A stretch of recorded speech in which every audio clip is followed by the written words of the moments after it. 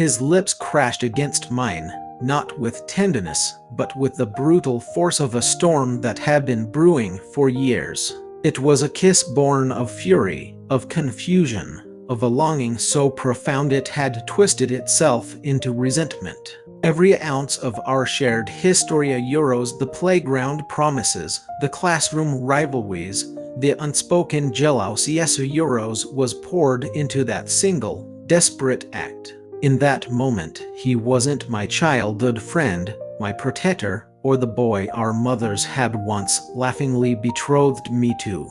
He was a force of nature, and I was caught in the eye of his hurricane. As his hand tangled in my hair, pulling me closer when all I wanted was to run, one thought screamed through the chaos in my mind: how did we get here? How did Jian walk, the boy whose laughter was once the soundtrack to my entire world, become the one person I couldn't stand and the one I was terrified I couldn't live without? The memory of his laugh, even now, is a phantom echo in my mind. It was a boisterous, uninhibited sound, a cascade of pure confidence that could chase the chill from the air on the bleakest of winter days.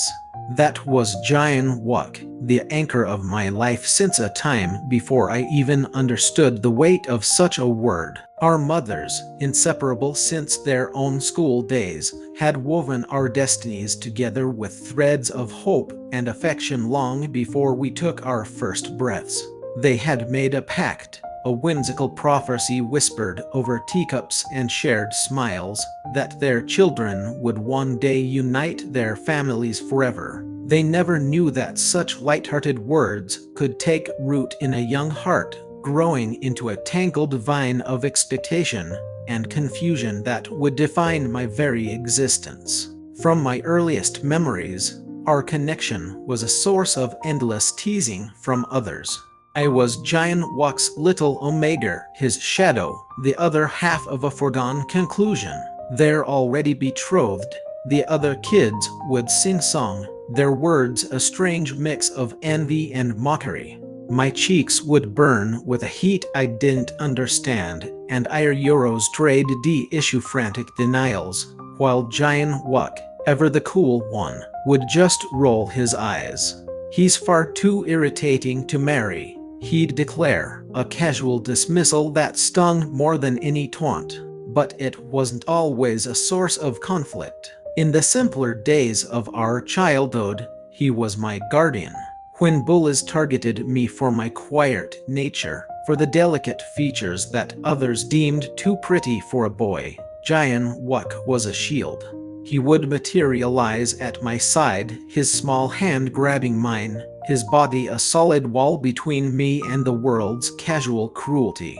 He would pull me behind him, his glare fierce enough to silence anyone who dared to mock me. In those years, he wasn't just my friend, he was the fortress I had built my childhood inside, a place of absolute safety. But time is a relentless current, and it pulls even the closest of companions into different streams. High school was the great divergence. The changes in Jian Wuk were not gradual, they were seismic. He shot up in height, his shoulders broadened, and the easy confidence of his youth hardened into an undeniable alpha charisma. His scent, once a familiar comfort, deepened and grew potent, an intoxicating aroma that seemed to draw everyone into his orbit. He was universally adored euros by teachers who saw his potential, by girls who swooned at his roguish smile, and even by other omegas who saw him as the ultimate prize.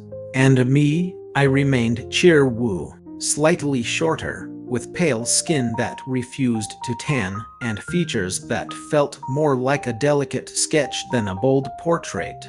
From behind, I was often mistaken for a girl, a fact that had once been a source of shared laughter between us. But then, something shifted. Every time a stray compliment about my appearance came my way, I would feel his gaze on me. It wasn't a friendly glance. It was an intense, lingering stare that lasted just a fraction of a second too long before he tried to wrench his eyes away, his expression curdling into one of feigned annoyance. That was the beginning of the fracture. Our friendship, once a sturdy bridge, began to strain and groan under a new, invisible weight. It transformed slowly and agonizingly into a battlefield. We competed in everything imaginable. If he placed first in an exam, I would stay up all night studying to surpass him in the next. If a teacher praised my artwork, he would dedicate himself to the sports field with a ferocious intensity, determined to reclaim the spotlight. Our intimacy curdled into a bitter rivalry. Yet, even buried beneath layers of tension and competition, the original bond refused to completely sever. No matter how vicious our arguments became, we never truly stopped caring for one another. It was a paradox that left me perpetually off balance. The confrontation that would irrevocably alter the course of our lives happened on a cold, gray afternoon.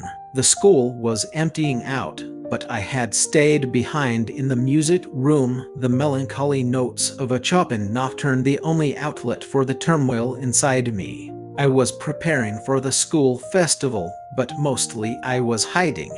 He found me there, as I knew he eventually would. He leaned against the doorframe, the very picture of casual indifference, but his voice was tight.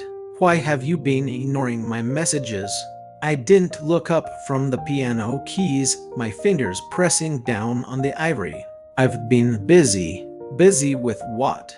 "Perfecting the art of ignoring me." His voice was closer now. I let out a heavy sigh, striking a chord with more force than necessary, the dissonance echoing the discord between us.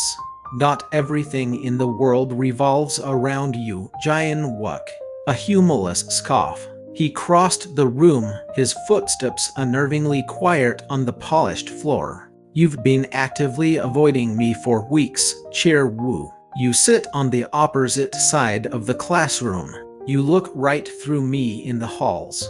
What did I do this time?" The way he said "eater euros," a raw mixture of irritation and a sliver of genuine concern euros, made my chest constrict.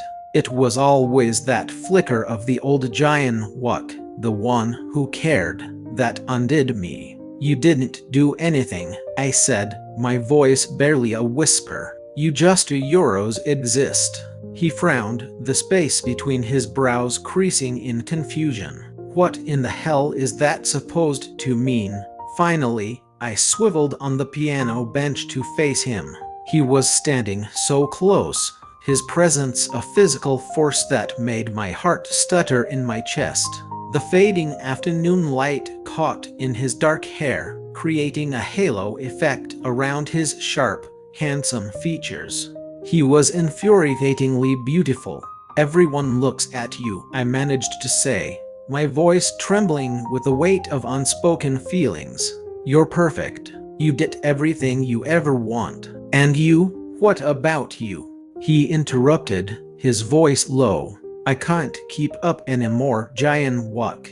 The words tore from my throat, raw and broken. I shot to my feet so quickly that the piano bench shrieked against the floorboards. "You have no idea, do you? You don't see how your very presence makes me feel small every single day." His expression melted from arrogance to confusion, then to adorning guilt, and finally, to something else, something deeper and more painful that I couldn't decipher. "Chira euros, I never wanted you to feel that way." "Then why? Why do you always treat me like I'm your enemy? Like I'm just another challenge you need to conquer?" "Because you're the only one who ever was a challenge," he said, his voice dropping to a near whisper. "You're the only one who makes me feel euros anything. The only one who makes me feel alive." I froze, the world narrowing to the space between us. The frantic thumping of my own pulse was a drumbeat in my ears. He took another step, closing the infinitesimal gap that remained. I hate it, he confessed, his voice rough with emotion. I hate the way you make me feel sometimes. I swallowed against a throat that had gone completely dry. Then stop feeling it. The words were a dare, a desperate plea. I can't. The silence that descended was thick and suffocating. It was a living entity, pulsating with years of unsaid things. The air grew heavy, saturated with his sharp, masculine alpha scent and the fainter, sweeter notes of my own. Giant walk, I breathed the name a ghost on my lips. He reached out, his fingers hesitating for a moment before brushing against my cheek. The contact was electric, a jolt that went straight to my core. Why are you trembling? Because you're too close. Then push me away, he murmured, his gaze locked on mine, a challenge and a plea in one. But I couldn't. I was paralyzed, caught in the gravity of him. And then his lips were on mine, warm, desperate, and trembling with a raw need that mirrored my own. It wasn't a Eurostrade tea, a gentle exploration. It was a detonation. Years of coiled tension, of suppressed desire, of anger and longing, all erupted at once. I placed my hands on his chest, a feeble attempt to push him away, but he only deepened the kiss, his response a guttural groan. One of his hands slid to the back of my neck, anchoring me to him, while the other wrapped around my waist, pulling my body flush against his.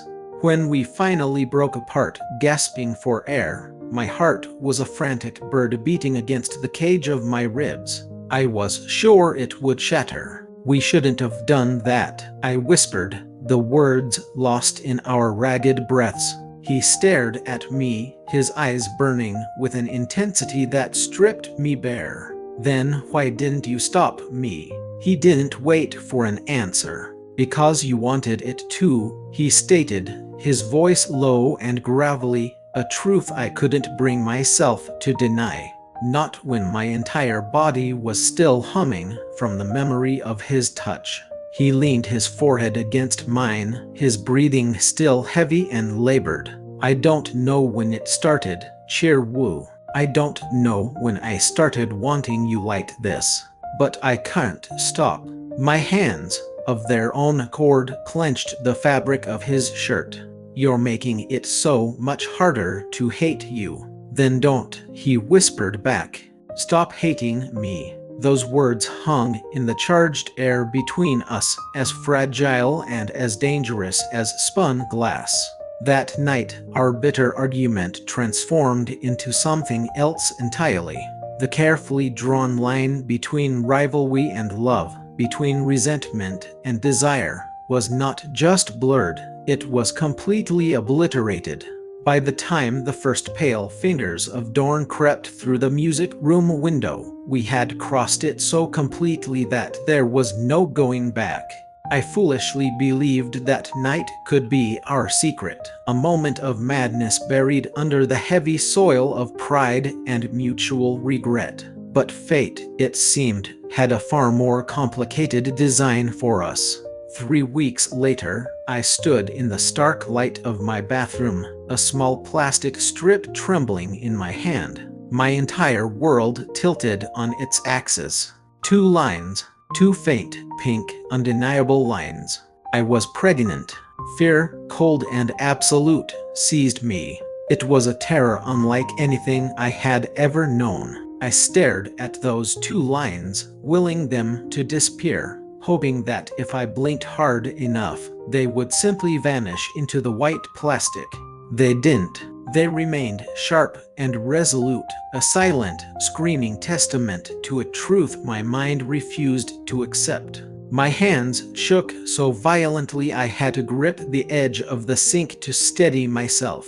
The room suddenly felt airless, the walls closing in. Pregnant.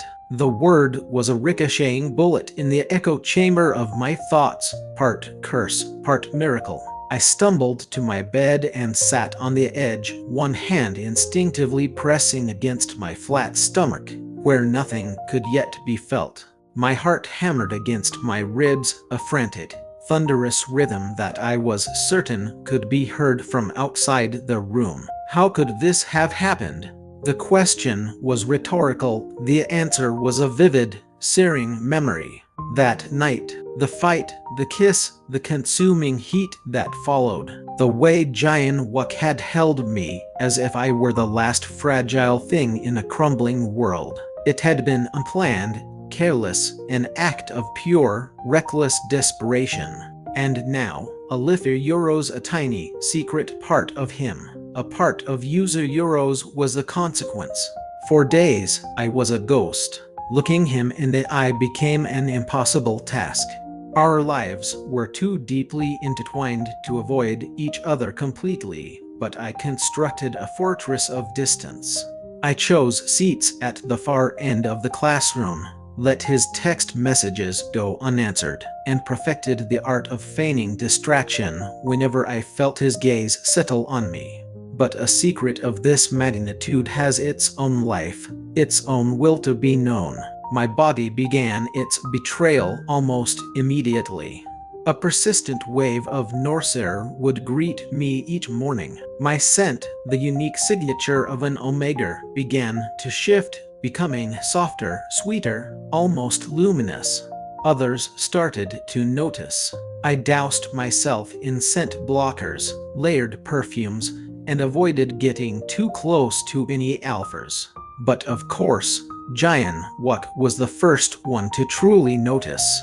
He always was. The moment of near discovery happened a week later during gym class. I was perched on the bleachers, a wave of dizziness washing over me. I bent over, pretending to fiddle with my shoelaces, when his shadow fell over me. Skipping practice again? He teased, his signature smirk in place as he tossed a bottle of water my way. I fumbled the catch. Just tired, I mumbled. His smirk faded, replaced by a frown of concern. You've been tired a lot lately.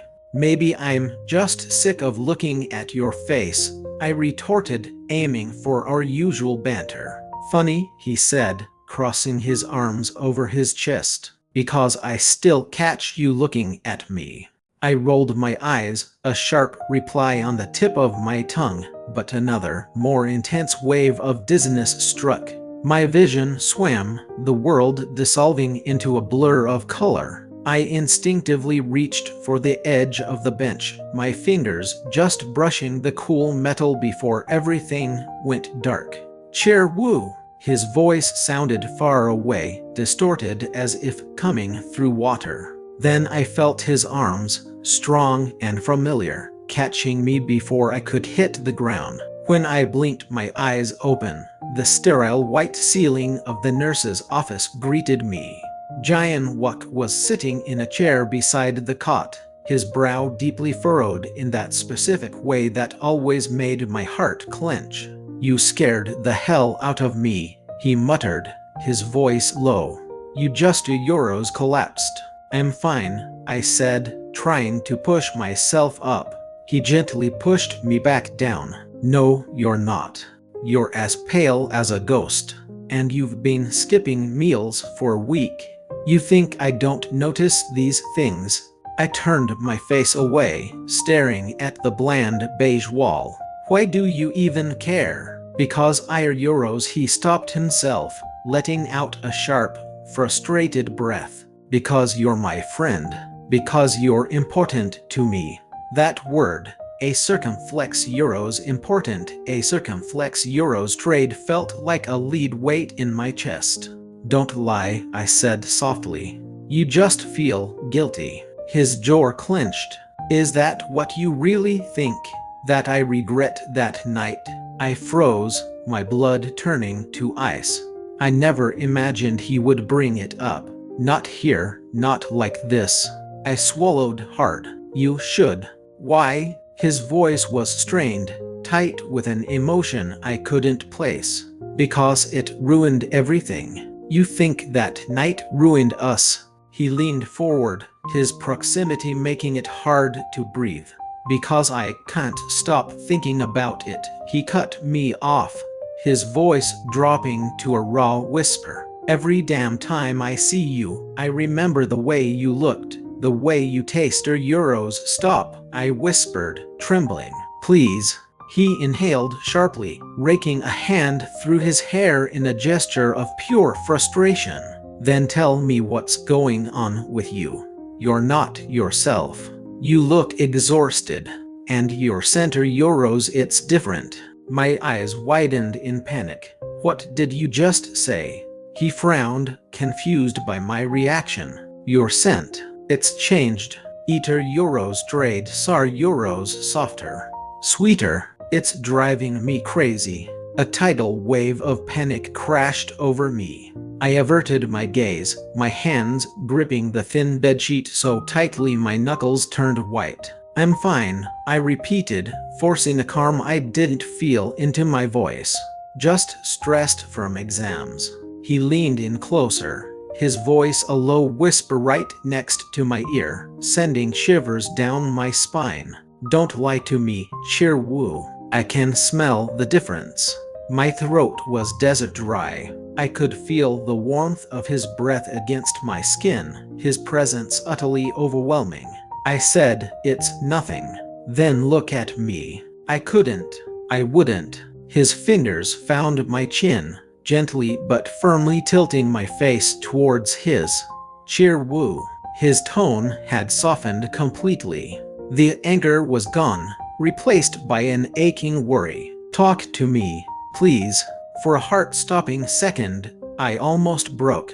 The confession was right there on my tongue. The fear, the lonely nights, the tiny, fluttering secret growing inside me. But then I saw him, truly saw him. Euros, the confident alpha, the golden boy who always succeeded. Euros, and a tidal wave of shame washed it all away. He didn't deserve to have his future shackled to my mistake. So I did the only thing I could. I lied. I'm just tired, I said again, manufacturing a small, brittle smile. You don't have to worry about me. His eyes searched mine, skepticism warring with his concern. After a long, tense pause, he nodded reluctantly. Fine, but if you keep this up, I'm dragging you to a doctor myself. Whatever you say, bossy. He managed a faint smile, but it didn't reach his worried eyes. You're impossible. The moment the door clicked shut behind him, I let out the breath I hadn't realized I was holding.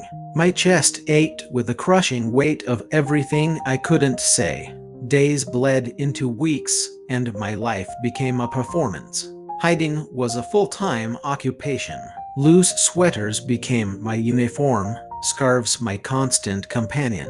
I manufactured excuses to avoid him whenever the morning sickness was particularly bad, pretending I was fine when I was anything but. The guilt was a constant, heavy companion, growing in tandem with the fragile, secret life inside me. Everything finally shattered on a quiet Friday evening. The campus was hushed, the air carrying the crisp promise of winter. I'd stayed late in the art room, trying to lose myself in a project, when his silhouette filled the doorway. You've been avoiding me again, he said. It wasn't a question. I'm busy. He stepped inside, letting the door swing shut behind him, the sound echoing in the cavernous room. No, you're hiding something. Jian Wuk, don't start this again. I'm serious, Cheer Woo. His voice was sharp now, all patience worn away. I've tried to give you space, but I can't do it anymore. You look sick all the time. You flinch whenever I get close. And you're sent to euros. He paused, his gaze narrowing, his focus so intense it felt like a physical touch. Then his eyes widened slightly, a look of dawning, horrified realization spreading across his face. You're pregnant, aren't you? The words struck me with the force of a physical blow. The air left my lungs. My entire body went rigid. Euros what? His jaw tightened, his expression grim. I can smell it. I wasn't sure before, but no euros, I know that scent. It's the scent of an omega carrying a child. Tears, hot and traitorous, stung my eyes.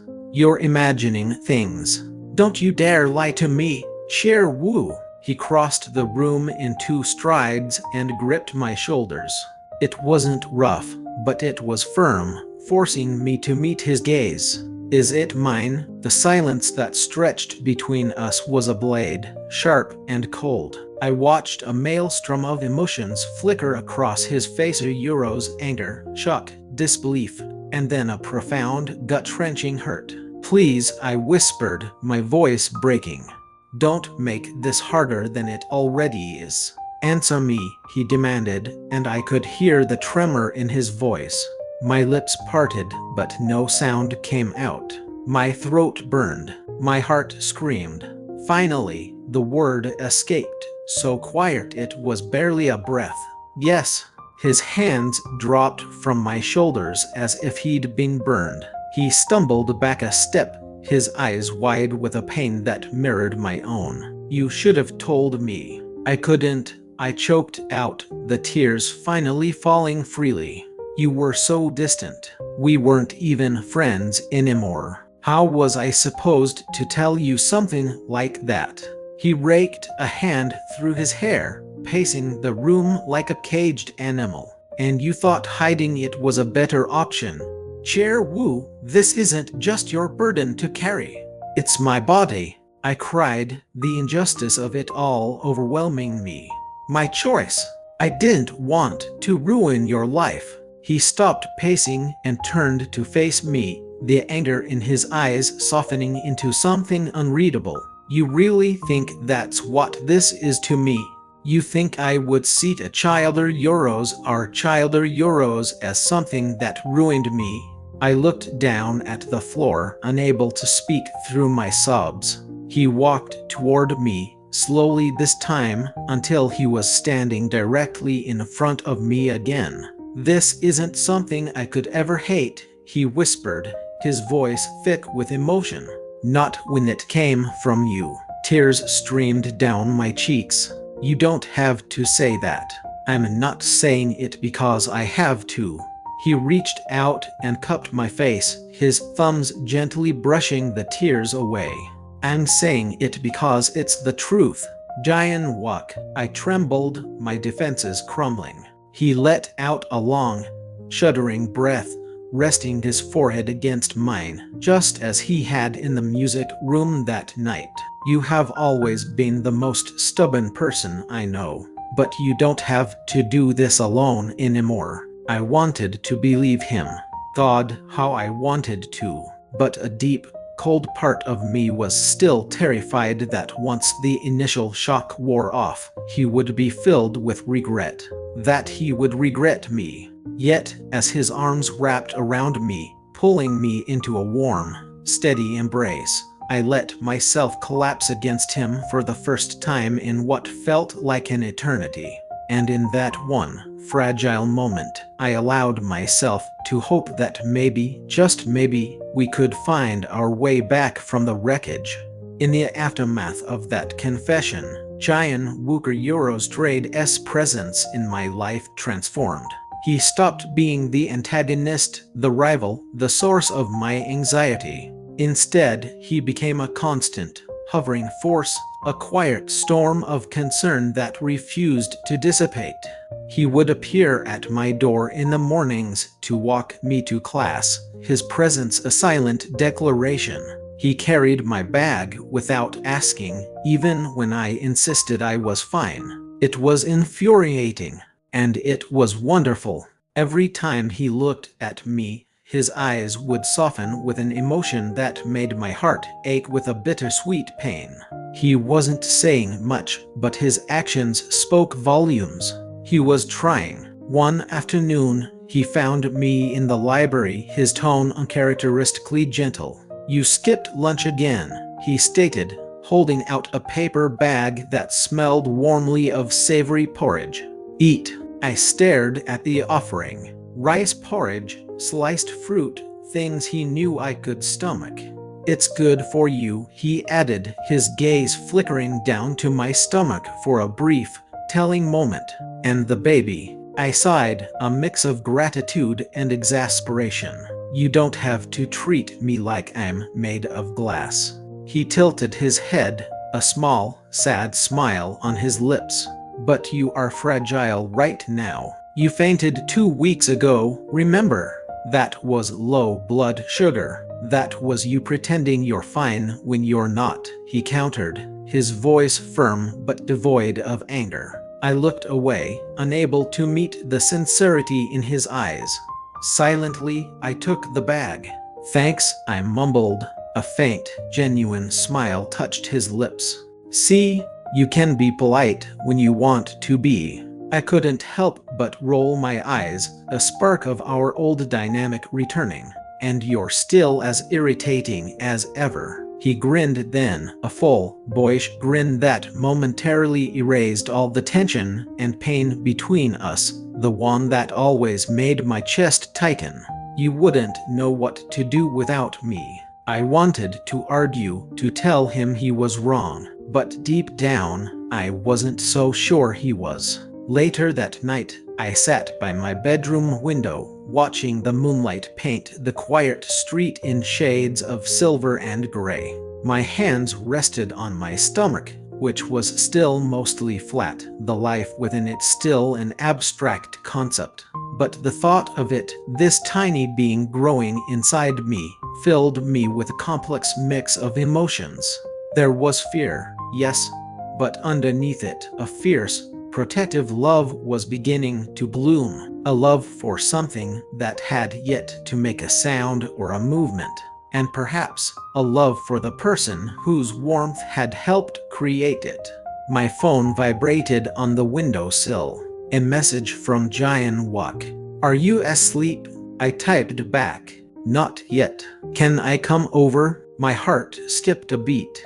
It's late. I'll be quiet. Before I could formulate another protest, my doorbell chimed softly. When I opened it, he was standing there, clad in a simple hoodie, his hair slightly damp from the night mist. He offered a sheepish smile. I brought snacks. The baby might be hungry. You're insane, I whispered, though there was no heat in it. Probably. Can I come in? I sighed but stepped aside, letting him in. My mom's asleep. Don't wake her. He nodded, slipping inside as quietly as a shadow. My mother was actually working a night shift at the hospital, but I didn't feel the need to tell him that. We ended up on my bedroom floor, surrounded by his peace offerings of fruit, cups, cartons of milk, and a truly absurd quantity of gummy bears. He watched me eat with a soft, unguarded expression. You're glowing more lately, he commented. Don't start. I'm serious, he insisted. You look Euros peaceful. I scoffed. That's the nicest way anyone has ever called me exhausted. He chuckled, a low, warm sound. For a long while, we sat in a comfortable silence, the kind we hadn't shared since we were children. It was familiar, easy, like slipping back into a time before everything became so impossibly complicated. Then, his voice quiet. He broke the stillness. You still don't trust me, do you? The question landed with more weight than I anticipated. I studied my hands, unable to meet his eyes. It's not that I don't trust you. It's Euros, I just don't know what you want from all this. He leaned forward, his gaze intense. I want you, Cheer Woo. The words hung in the air. Simple and devastating. I don't care what anyone says, he continued, his voice soft but unwavering. I don't care about the promise our mothers made, or the campus gossip, or if people think I'm crazy for wanting to be by your side. I just Euros, he exhaled, a shaky breath. I don't want you to have to face this alone. I stared at him, the raw sincerity in his voice cutting through the layers of fear and doubt that had been my shield for so long. Why now? I asked, the question barely a whisper. Why after all this time? He gave a small, helpless smile. Because I was an idiot before. I thought if I pushed you, if I competed with you, I could push away what I was feeling. But it never worked. It only made it stronger. I didn't realize I was crying until his hand came up to gently wipe a tear from my cheek. You always do that, I whispered. You show up and act decent right when I've finally convinced myself I can hate you. He laughed softly. Then maybe it's time to stop trying to hate me. The silence returned, but this time it was filled with a fragile, burgeoning hope. He leaned in slowly, giving me every opportunity to pull away. His lips brushed against mine, a stark contrast to our first kiss. This was soft, hesitant, and breathtakingly gentle. It wasn't rushed or desperate. It was a question, a promise. When he pulled back, his voice was barely audible. I'll wait. I'll wait as long as it takes for you to believe me. In the weeks that followed, Jayan Wook was true to his word. He didn't push or demand. He was simply Euros there. He walked me home from school every single day. He sent a circumflex Euros good morning or Euros trade texts that I pretended to find annoying but secretly cherished. He would appear with strange food cravings I hadn't even voiced, with prenatal vitamins, with warm, soothing tea. Sometimes, when he thought I wasn't paying attention, he'd talk to the small, nascent bump on my stomach, whispering ridiculous things like, "Hey in there, your other parent is unbelievably stubborn, but don't worry, we're working on it." Each time, I'd roll my eyes, but a little more of the ice around my heart would melt. The fear began to recede, replaced by a tentative warmth. Then came the day my mother found out. I had been rehearsing how to tell her for weeks, but she discovered the bottle of prenatal vitamins in my desk drawer before I could summon the courage. The confrontation was a maelstrom of emotion. There were tears, confusion, and a quiet, disappointed anger that cut deeper than any shout ever could. "I just wanted you to have an easy life," she said, her voice trembling as she held my hand. "You're still so young, Cheer-woo." "I know," I whispered, shame washing over me.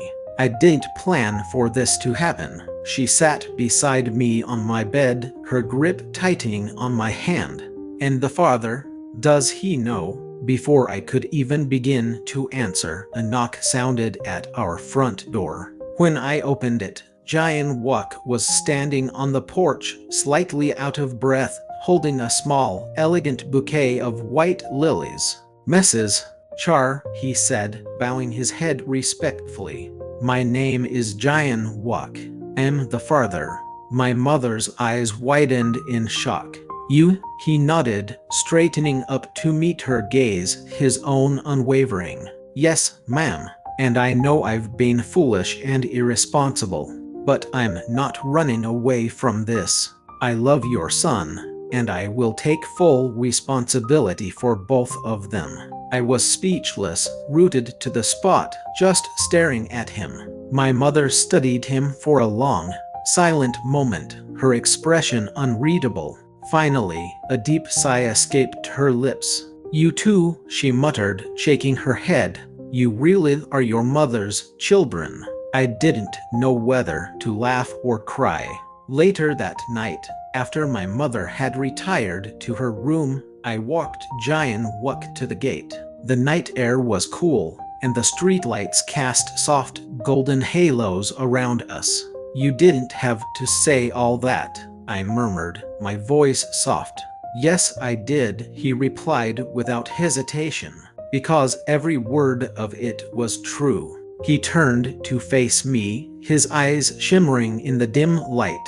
"I'm not perfect, Cheer-woo. I mess up. I get angry and I say stupid things.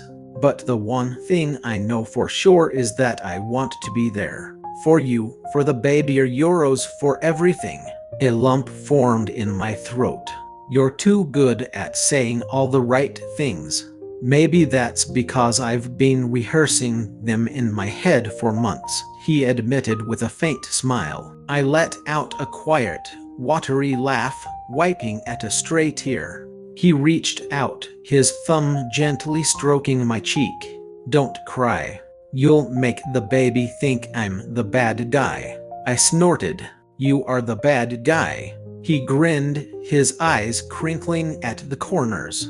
Then I'll just have to spend the rest of my life proving you wrong. For the first time in what felt like a lifetime, I didn't feel like I was falling apart. I felt anchored. And as I leaned my head against his shoulder, listening to the steady, quiet rhythm of his heartbeat, I finally allowed myself to admit a truth I had been fighting for years. I still loved him. Maybe I had never stopped. The final months of the pregnancy were a slow, surreal journey. One month bled into the next, and the world around me seemed to soften its sharp edges. My body changed in ways that were both miraculous and mundane, and my steps became more measured and deliberate. Every tiny kick, every flutter from within, was a constant, tangible reminder that a new life had woven itself into the fabric of mine. It was unexpected, but it was real, fragile, but undeniably strong. And through every moment of it, Jayan Wuk was my constant. I could see now that his devotion wasn't born from guilt or a sense of duty, but from a place of genuine love. He accompanied me to every doctor's appointment, listening intently to the doctor's advice. He learned to make the bland soup I could tolerate when the smell of all other food made me nauseous. He spent hours online, buying ridiculously tiny baby clothes that he Eurostrayed proudly show me. Once, during a particularly overwhelming hormonal surge, I couldn't stop crying for no discernible reason. He didn't try to fix it or ask what was wrong. He just held me, silently and steadfastly, until the storm of tears passed. I had never realized how much I'd missed being held without conditions, without expectations. One cool evening, when I was about 7 months along, he took me to the park near our old neighborhood. It was the same park where we had spent countless hours as children, a place saturated with memories. The cherry trees, in a rare burst of early enthusiasm, had already bloomed, blanketing the landscape in a delicate, ethereal pink. He carefully spread a blanket on the soft grass and helped me sit down, fussing over me as he always did now. I can sit down by myself, you know, I muttered, though there was no real annoyance in my tone. I know, he said, smiling as he adjusted the blanket behind my back anyway. But if I don't help, you'll probably trip over your own feet, and then I'll get an earful from your mom. I laughed softly. She likes you now. She tolerates me, he corrected with a wry grin. We sat in a comfortable silence for a while, watching the pale pink petals drift down like snow with every gentle breeze. It was a peacefulness I never thought I'd experience again. Do you remember when we used to come here with our moms? He asked quietly. You'd always start crying when I ran too far ahead. I chuckled at the memory. That's because you'd always leave me behind. I never meant to, he said, his voice earnest. I just do euros, I didn't know how to wait. He turned to look at me then, his expression serious, his eyes holding a profound gentleness. I think I spent years running ahead, leaving you behind in more ways than one. But I want you to know, this time, I'm not going anywhere. My chest tightened, his sincerity a palpable thing. You mean that? I do, he said, his voice low and steady. I've made more than enough mistakes to last a lifetime. Cher Wu. I'm done pretending. I'm done fighting it. I'm done pretending I don't love you." The words struck me not with a shock, but with the simple, resonant clarity of a bell tolling. It felt like a truth I had always known, finally spoken aloud. I stared at him, my breath caught in my throat. "You love me. I've loved you for years," he confessed simply, as if stating a fact of nature. I just had no idea how to handle it. I was young and stupid and scared. I thought turning it into a rivalry was safer than facing the possibility of rejection. A single tear escaped and traced a path down my cheek before I could stop it. "You really are an idiot." He smiled softly, reaching out to wipe the tear away. "I know, but I'm your idiot." And then he leaned in and kissed me. It wasn't the fiery, desperate kiss of the music room, nor the tentative, questioning kiss in my bedroom. This was different. It was as soft and slow as the petals falling around us, a kiss that spoke of acceptance, of patience, of a future. It was a kiss that said everything his words couldn't fully convey.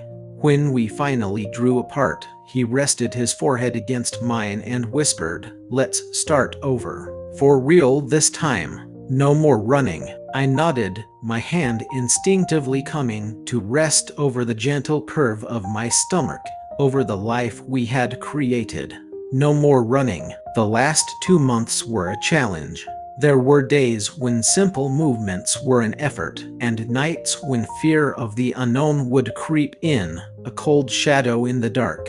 Fear that I wasn't ready, that I would fail. But every time my resolve faltered, Jayan Wak was there, a steady hand in the dark. He held my hand through every checkup, diligently learned breathing techniques from a book like some overeager farther be, and whispered soft words of encouragement when my body ached and my spirit waned. Sometimes I'd wake in the middle of the night to find him already awake, watching over me, his hand resting protectively over my belly. Once, in the pre-dawn quiet, I whispered, "You're going to be a good father." He stirred from a half-sleep, his voice thick. "Only if you promise to be there beside me." "I'm not going anywhere," I said softly, and it felt like the truest vow I had ever made. And then came the day. The contractions started in the quiet hours of the morning, sharp, unpredictable, and terrifying. My mother rushed me to the hospital, and Jayan Wak arrived minutes later, his face pale with a panic that mirrored my own. The hours that followed were a blur of escalating pain, of tears, and of his hand, a constant, grounding presence in mine. "You're doing so great," he kept whispering, his own voice trembling. "I'm right here with you. Just breathe with me. Breathe." And then, from the heart of the chaos, came a sound that would forever recalibrate our universe. A tiny, piercing, miraculous cry. The moment I heard it, every ounce of pain, every shred of fear, simply vanished. They placed a small, squirming, impossibly perfect bundle in my arms, and the entire world just stopped. Tiny fingers, soft, shallow breaths, a being so fragile and yet so profoundly, powerfully alive. A lump formed in my throat. "Hello there," I whispered, my voice thick with emotion. "I'm your Jayan Wak leaned over us, his face a mess of tears and pure, unadulterated joy. "And I'm your other one," he choked out. I managed a weak laugh. "You're already crying." He grinned through his tears. "You're one to talk." We both laughed then, a sound of pure exhaustion, of brokenness, and of overwhelming love. For the first time, nothing else mattered. Not what the world thought, not our tumultuous past, not the rivalry or the years lost to pride.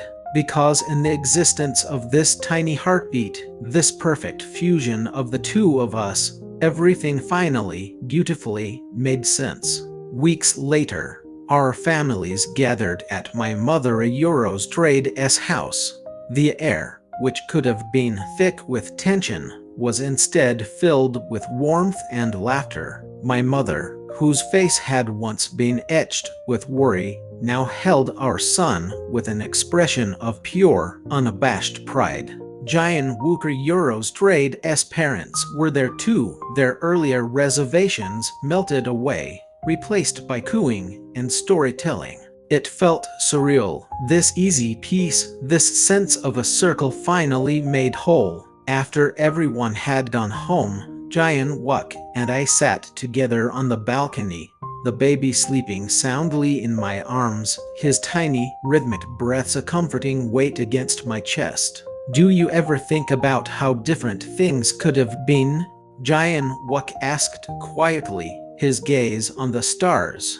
"Every day," I admitted. He smiled faintly. "Honestly, I don't regret any of it. Not a single stupid fight, not a single wrong turn. Because every single path, even the most painful ones, somehow led me back here, to you." I turned to look at him, my heart so full I thought it might burst. "You're getting far too sentimental in your old age." "Maybe," he said softly, reaching over to brush a stray strand of hair from my face. "But if loving you is sentimental, then I guess I'll be that way forever." The night air was cool against my skin, but his warmth beside me was all I needed. I leaned my head against his shoulder, my eyes heavy with a profound sense of peace. "You know," I whispered, "I used to think that promise our mothers made was a curse, that it just made everything harder." "And now?" he prompted. I smiled, looking down at the sleeping child in my arms. "Now I think maybe it was just fate, being incredibly stubborn." He kissed the top of my head, his voice low and sure. "Then I'm glad fate was stubborn enough to wait for me to catch up." The baby stirred, letting out a soft coo, and Jian Wuk's hand immediately went to his back, soothing him with a gentle, practiced touch. Watching them, my chest filled with a love that was quiet and deep, not the chaotic, fiery passion we had once drowned in, but something steadier, more enduring. The kind of love that grows in the cracks of every argument, is watered by every tear, and blossoms with every shared laugh. The kind of love that survives. As I watched the moonlight spill across the floor, I whispered to our son, "You are our new beginning." Jian Wuk smiled beside me, his fingers finding mine and lacing them together. And for the first time in as long as I could remember, I didn't feel like I was waiting for happiness to arrive. I was already living it. And so, their story, which began with a childhood promise and was nearly shattered by pride, finally found its true beginning. From bitter rivals to reluctant lovers, and finally to a family. What do you think was the most crucial turning point in their relationship? Was it the first desperate kiss, the discovery of the pregnancy, or Jian Wuker-Eurostrade's heartfelt confession in the park? Let me know your thoughts in the comments down below. If you loved their journey as much as I did, don't forget to hit that like button and subscribe for more stories that touch the heart. Until next time.